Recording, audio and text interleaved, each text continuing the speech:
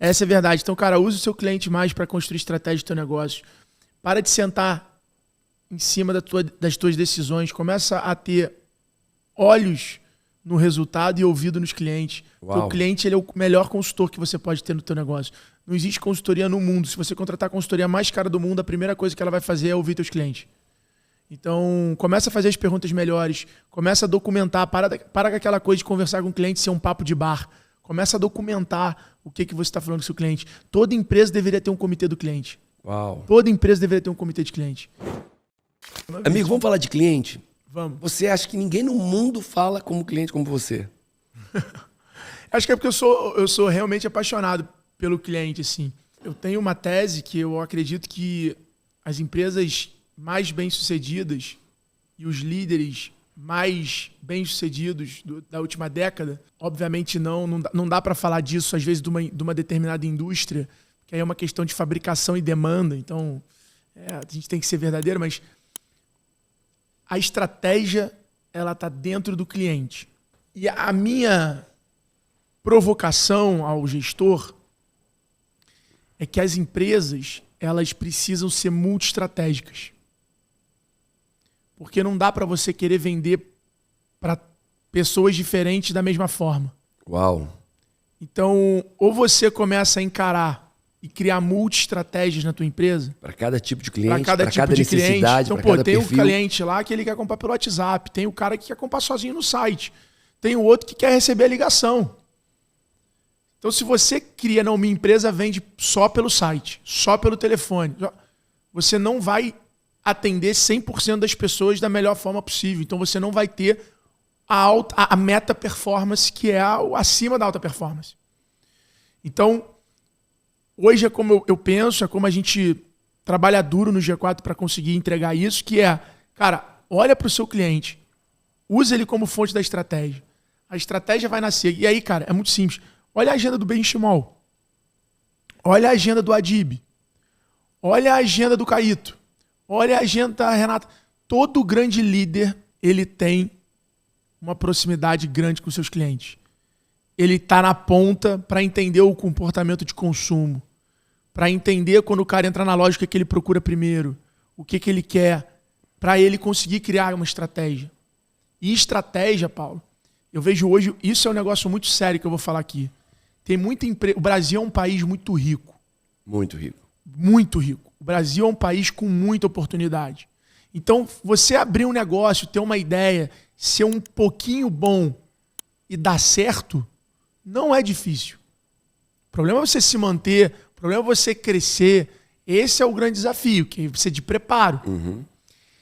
Só que hoje tem muito empresário que a empresa cresceu e ele está sentado nesse sucesso, só que não foi a estratégia dele que fez a empresa crescer. Foi a raça dele, foi a virada de noite dele, foi o tempo que ele colocou ali, foi o risco que ele tomou, mas não foi uma estratégia. Uhum. Ele cresceu porque o mercado explodiu. Ele cresceu porque o Mercado Livre começou a ter muita procura pelo produto dele. Ele cresceu porque fatores externos forjaram o crescimento dele. E ele acha que foi ele. E se os fatores mudarem, ele quebra, ele afunda. E é isso que eu vejo. Muda um algoritmo no Google, muda uma regra no Instagram, muda um negócio, entra um concorrente novo, e aí o cara... Então, estratégia é ser intencional. É uma definição e uma construção. É basicamente você assumir o controle do crescimento da sua empresa. E não você absorver ou capturar o crescimento do seu negócio. Que está ali, que o mercado criou, que existe. É muito diferente. E para a gente tornar mais simples essa compreensão, olha o nosso mundo online, né? Os cursos, o que é vendido online. A pergunta é, o cara que está vendendo, ele está focado em transformar a vida do cliente ou ele está disposto a vender a qualquer custo usando a internet que alcança muitas pessoas? Ele está preocupado na entrega, no produto, que faça diferença, que solucione uma dor do cliente? Ou ele olha para o cliente como um cifrão, olha como cifrão, cara, vou ganhar dinheiro a qualquer custo, vou falar qualquer bobagem, vou fazer qualquer promessa. Então, assim, onde está o teu foco? No cliente ou no lucro? Perfeito. Né? Perfeito. E eu acho que esse é um ponto muito importante, porque eu vejo muita empresa quando vai crescendo, uma das coisas que o líder chega lá no G4, às vezes ele quer falar, cara, eu quero atender menos cliente. Eu quero estar menos com o cliente. Só que, cara, você vai virar um administrador. Você vai começar a tomar decisão a partir do teu achismo, das tuas crenças, da tua experiência. Ou de DRE, de planilhas financeiras. E não do comportamento do cliente. Então eu falo muito isso na minha aula. Eu falo, cara, olha para funil, porque o funil ele vai te dar a previsibilidade. Agora olha para o comportamento, porque o comportamento é o que vai te dar o que está acontecendo no funil. Então, entender o comportamento do cliente e aí entender que você não tem um cliente, você tem cliente A, cliente B, cliente C, para você entender os diferentes comportamentos e poder estar desenvolvendo canal, conteúdo, estratégia, produto, oferta de acordo com esses diferentes clientes, para que você extraia mais valor. Nada adianta eu te dar um terreno com petróleo se você não souber escavar, se você não tiver recurso para alugar a máquina que tem que escavar, se você não tiver contato para vender esse petróleo para alguém. É isso. Então, só ter a oportunidade... Ou só ter a ideia, sem a execução, esquece. Exatamente. Então, você tem o terreno, mas, pô, eu vou arrendar o terreno. Quanto você está deixando de dinheiro na mesa por só ser o cara que tem o terreno e está arrendando? Você está falando da história de Dubai e Abu Dhabi. Antes eles tinham o petróleo, não sabiam o que fazer. Aí depois arrendaram e estavam perdendo muito. Depois eles chamaram os parceiros que sabiam fazer... Para ensinar para eles. Para ensinar para depois ensinou, ok, parceiro, obrigado. Agora eu já sei como é que eu faço. É exatamente isso. Isso é assumir o controle do teu crescimento. Então, cuidado, você empresário que está ouvindo a gente, olha para o crescimento do teu negócio dos últimos 10 anos, 5 anos e seja brutalmente honesto. Quanto foi sua estratégia de querer estar ali e quanto foi você capturando o valor de algo que aconteceu. No trabalho braçal, na força do braço. Isso é muito importante, porque o que vai fazer o seu negócio ser a prova do tempo vai ser você criar a sua estratégia, assumir o controle do crescimento do seu negócio. Saber qual é a alavanca que se você mexer o teu negócio cresce. E aí tem tantas coisas, tem a reinvenção, reinventar um produto, reinventar os processos, reinventar a própria empresa. Agora eu quero falar um negócio de vendas, que eu falei há algum tempo, choquei muita gente. Eu chego assim numa plateia de vendas e digo, gente, a satisfação do cliente garante ou não garante o nosso sucesso? E a multidão diz, garante. Eu digo, garante ou não garante? Garante. Cliente satisfeito, sucesso garantido, já diz o slogan. Eu disse, esquece isso. No mundo de hoje, esquece isso. No mundo de 20, 30 anos atrás, que o serviço era ruim, o produto era ruim, cliente satisfeito era maravilhoso. Mas hoje, que todas as pessoas, as empresas entregam um bom produto, um bom serviço, um bom preço, está todo mundo satisfeito. O que é satisfação? É encontrar o produto que ele queria, que gera o benefício que ele queria no preço. Então, eu encontrei o produto com benefício e o preço é legal, estou satisfeito. Então, o sucesso, o cliente satisfeito garante sucesso? Não, porque está todo mundo satisfeito. Você vai ter que encantar em algum momento, vai ter que superar expectativas, você vai ter que gerar experiências novas, gerar uma dopamina nova, fazer algo diferente. Vai ter que surpreender o cliente de uma hora ou outra. Eu olho para os meus filhos e olho como cliente. Eu olho para minha esposa e olho como cliente. Por quê? Porque eu forneço para eles. Para mim, assim, todo mundo que eu forneço é meu cliente. E tá certo. Eu tô com uma visão nova que eu criei esse ano. Parar de... que a gente associa muito cliente à transação, né? Muito cliente é o cara que compra alguma coisa nossa. E olhando para as maiores empresas do mundo, elas não são empresas de cliente. Elas são empresas de usuários. Isso. E o usuário é sobre você usar. Já está na palavra. Então é o quanto o cara te usa. Então eu tenho feito essa nova provocação. E é como eu vejo minha família. Eu me relaciono, eu forneço carinho, eu forneço amor, eu forneço... Minha esposa, vamos lá, esposa, forneço afeto, carinho, proteção, amor, sexo, eu forneço...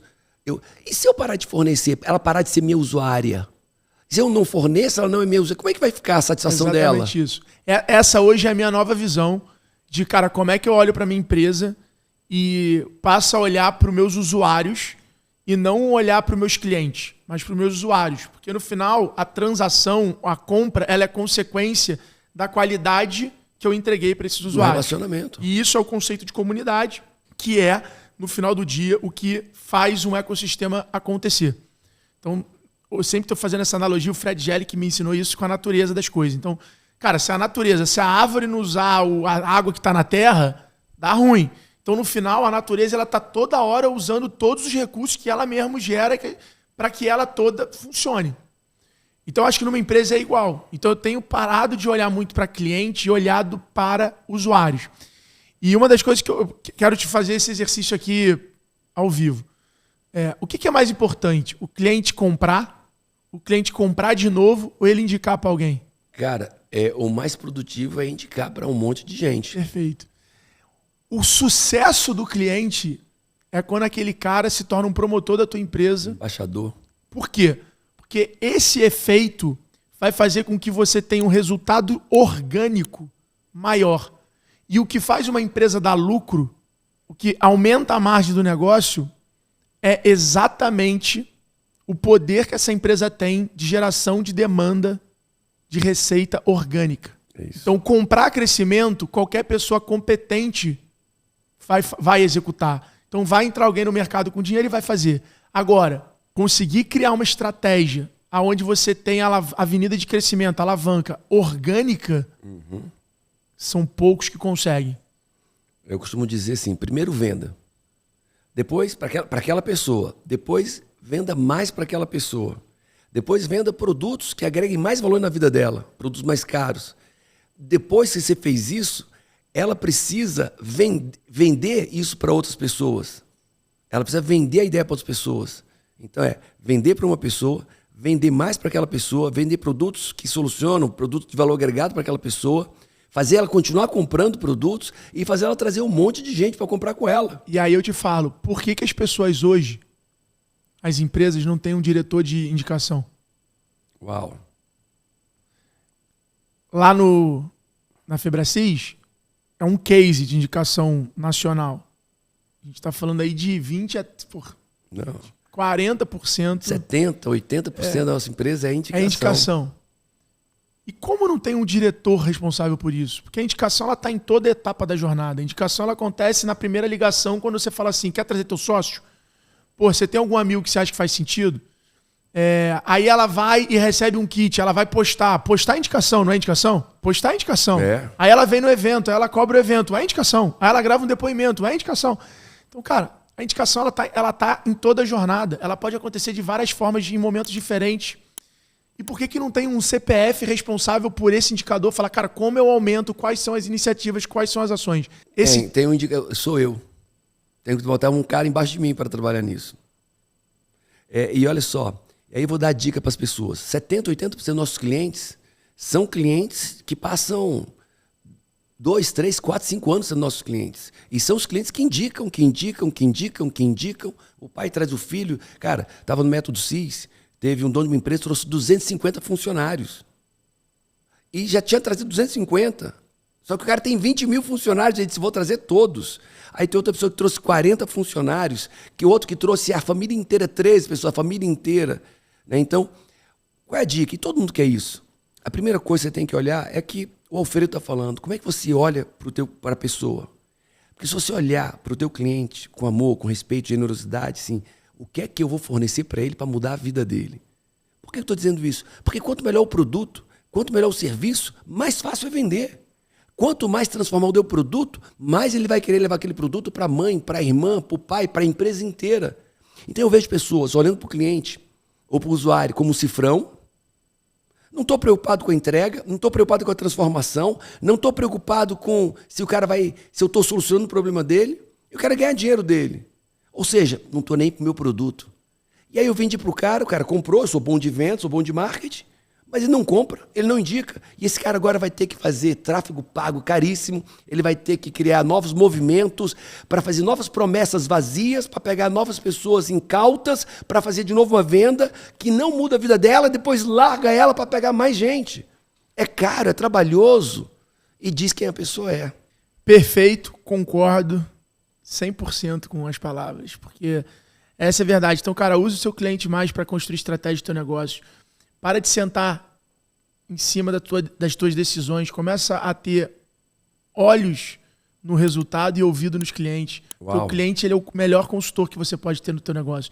Não existe consultoria no mundo. Se você contratar a consultoria mais cara do mundo, a primeira coisa que ela vai fazer é ouvir teus clientes. Então, começa a fazer as perguntas melhores, começa a documentar, para com aquela coisa de conversar com o cliente ser um papo de bar. Começa a documentar o que você está falando com o seu cliente. Toda empresa deveria ter um comitê do cliente. Toda empresa deveria ter um comitê de cliente. O que é o comitê de cliente? Cara, cria uma dinâmica para você receber. Então imagina, Paulo, imagina que uma vez por mês você vai ter um almoço com 10 clientes de grupos de clientes diferentes. O cara que já fez o método CIS há 10 anos atrás, o cara que já fez há 5, o cara que está vindo hoje, o cara do Sul, o cara do Nordeste, para você conseguir captar insights e percepções de pessoas diferentes, lugares diferentes, mas que consomem o seu produto. Pô, qual é a diferença do cara que só fez o método CIS e nunca comprou mais nada versus o cara que comprou tudo? Você tem que ouvir esses dois caras para tentar entender aonde você errou nisso aqui. Aonde você pode mudar, ou se às vezes você tem que criar outro negócio, outro produto, outra empresa. Então, e as áreas vão poder beber dessa água. Se a área de social participar desse encontro, ela vai melhorar a produção de conteúdo. Se a área de marketing, ela vai melhorar o canal, ela vai falar, cara, esse canal funciona muito para esse tipo de cliente, esse canal não funciona para esse. E a gestão, ela nada mais, nada menos é do que um organismo vivo, assim como a cultura de uma companhia. Está sempre mudando. Por quê? Porque o nosso comportamento muda, as nossas influências, as nossas referências, os nossos problemas como sociedade, os problemas do mundo, o valor do dinheiro muda. Então, os motivos que as pessoas compram são diferentes. Os momentos que elas decidem comprar são diferentes. Como fazer marketing, que é criar preço, praça, produto e promoção, vai ser a mesma coisa? Não vai. Então, empresa nenhuma pode sentar em cima da estratégia. E a estratégia, né? Quem diz? Michael Porter, que diz que a estratégia é comida no café da manhã pela cultura, né? A cultura empresarial come a estratégia no café da manhã. Porque a cultura é vida e a cultura é o que vai mexer a tua estratégia. Então, e o teu cliente, ele faz parte da tua cultura. A tua cultura não é o que você quer, é o que você pensa. A tua cultura é o reflexo das suas atitudes e das tuas definições de valores. Isso vai construir as consequências que vão, no final do dia, ser a tua cultura. E agora, se o dono... E o seu cliente faz parte disso. Se o dono não entende o cliente, traz isso, transforma isso na cultura dele, faz a cultura descer para os seus gerentes, para os seus diretores, para a empresa inteira, a cultura certa, você vai ser uma Babilônia, sem uma cultura disfuncional, uma cultura sem consistência, que não é focada no cliente. E aí eu comecei a olhar, só que eu era totalmente prepotente, totalmente arrogante, não estava fácil viver da forma que eu estava vivendo. Porque eu olhava para a minha vida, foi super desafiador eu conquistar meu diploma de médico. Eu já estava trabalhando numa empresa muito grande, numa estatal. Eu tinha um cargo bom, eu tinha um salário bom. E eu olhava para minha família, olhava para os meus filhos e eu não me encontrava nem na minha profissão e muito menos dentro daquela família. Milhões de pessoas hoje estão num quadro de sobrevivência. Estão sobrevivendo, estão tendo uma saúde péssima. Sabemos como a gestão das emoções influenciam na depressão, na ansiedade, no Parkinson, como eles influenciam em todas as doenças da nossa vida. Hoje o método CIS para mim é uma oportunidade de quê? Oportunidade de vida. Se não fosse por ele, eu teria virado estatística. Hoje vocês estariam ouvindo ou lendo, né, um médico que destruiu uma família e cometeu suicídio.